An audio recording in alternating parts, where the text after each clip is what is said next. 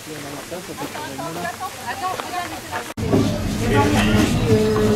là, c'est la confiture de noisette.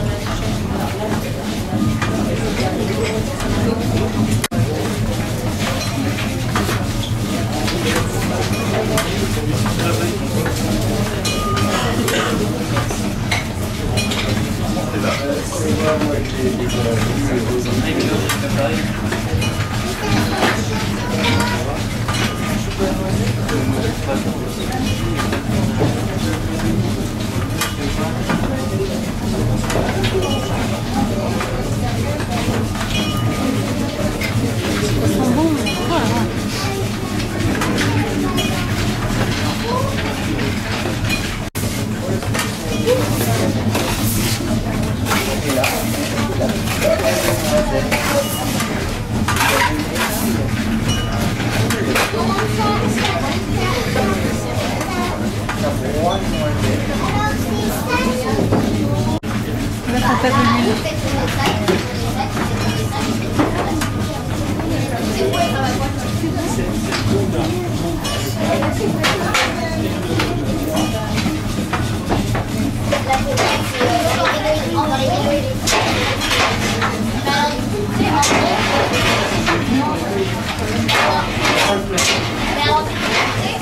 Ça fait partie sûrement des derniers qui ont été construits. Alors un moulin qui peut fonctionner de deux façons, ou avec la roue que l'on a à l'extérieur, elle entraîne tout un système d'engrenage, ou avec un moteur électrique. Aujourd'hui, l'électricité est la première énergie. S'il fallait servir de l'hydraulique, le moulin pourrait fonctionner 3-4 mois par an, mais 10 mois sur 12, c'est pas possible. Il y avait 3 d'eau à l'époque, il y en a pas plus aujourd'hui. Il faut savoir que plus la roue est importante en diamètre, plus le débit d'eau est petit, puisque l'on va travailler avec un bras de levier, c'est-à-dire qu'on va aller très loin avec la roue pour faire basculer l'ensemble. Alors, on pourrait se demander pourquoi ils ont été collés un moulin en haut d'une côte, au milieu des bois, et on a un canal en bas. Eh bien, la particularité du canal, c'est qu'il va dans les deux sens. Il peut faire du lac au Rhône, mais du Rhône au lac. Et il n'y a qu'un sens de travail pour les moulins. Et autrefois, et encore aujourd'hui, on se trouve en zone inondable. C'est ce qui explique que ces moulins sont élevés par rapport au reste du village. La situation, c'est ça. Alors, dans ce moulin, on a un système un peu particulier qui est le système d'engrenage. Des engrenages avec des dents en bois et des dents métalliques. Alors, du bois et du métal, il y a 3 raisons. La première raison, le bruit. Vous voyez, s'il arrête une pierre comme celle-ci, c'est silencieux comme système. La deuxième raison, il n'y a pas besoin de graisser un ensemble comme ça, puisque l'on va travailler sur un matériau tendre et un matériau dur. Et la troisième raison, imaginez un arrêt brutal avec la roue dû à un arbre, une pierre, quelque chose qui bloquerait l'ensemble, il y aurait forcément de la casse à ce niveau-là. Et là, dans ce cas-là précis, la dent en bois sert de fusible. Il est beaucoup plus simple de changer une dent en bois. Une dent métallique, voilà, pour contre avec du bois et du métal. Alors, 2 matières premières sont travaillées dans ce moulin. On va travailler ou de la noix ou de la noisette. Or, la noix, marché local, marché de Vinaire, en gros, ça vient de, ça provient de Rhône-Alpes. Par contre, énormément de noix dans la région, mais très peu de noisettes. Noisettes, Lot-et-Garonne, Charente, Maine-et-Loire. Ce sera les sites d'approvisionnement pour le moulin. Or, que ce soit du cerneau, que ce soit de l'amandon noisette, la première étape va être l'écrasement. Là, on a une pierre de 400 kg, on écrase, on transforme ces cerneaux ou ces amandons de noisette en pâte, que l'on voit ici. Alors, cette pâte de noix ou de noisette, une fois qu'elle a été suffisamment écrasée, cette pâte, on la récupère pour la déshydrater, parce qu'à l'intérieur, il y a une part d'humidité.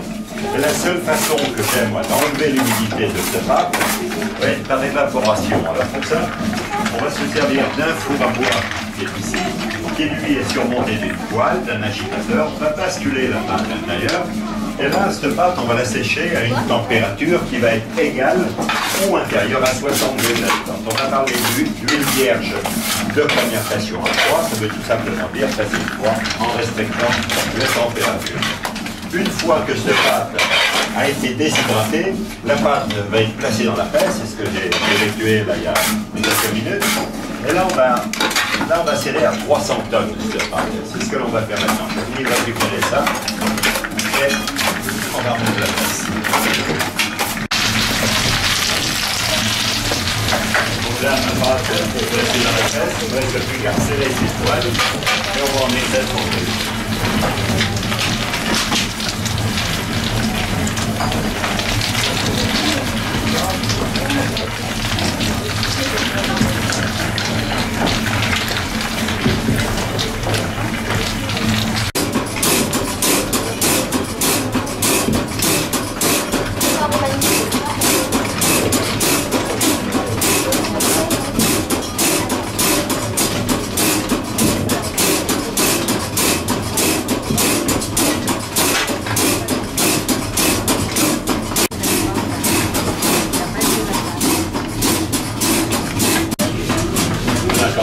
parlais d'huile vierge de première pression en bois, tout simplement dire presser une fois en respectant la température de base. Voilà, je dis on va serrer à 300 tonnes, l'huile s'écoule et on récupère en fin de presser ce que l'on appelle le courneau, qui est la fibre de la noix ou de la noisette. Alors je vais vous montrer.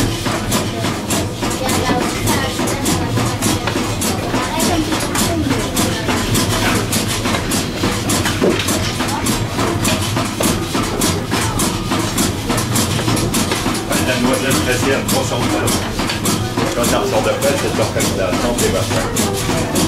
La noisette pressée à 300 tonnes. Vous pouvez le transformer en farine. C'est mélangé de la farine de blé. Tous les mélanges que vous faites en cuisine donneront un goût de noix ou un goût de noisette.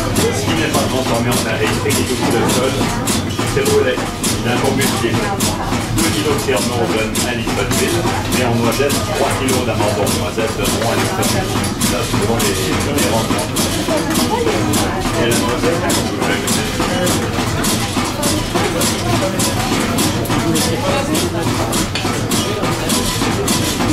mettre.